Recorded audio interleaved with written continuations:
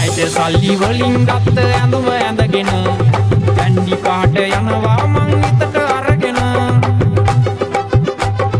කෙල්ල බලනවා මට නම් කිම්මක් කෙනවා වෙලාවකට මම ෂාරුක් වගේ හිතෙනවා ගමේ කෙල්ලෝ මගේ පස්සෙන් එනවා පේනවා ගෑනු පස්සේ යන්න ලැජ්ජ නැද්ද මිනිහා? කවුද ගෑණි ගෑනු පස්සේ කී?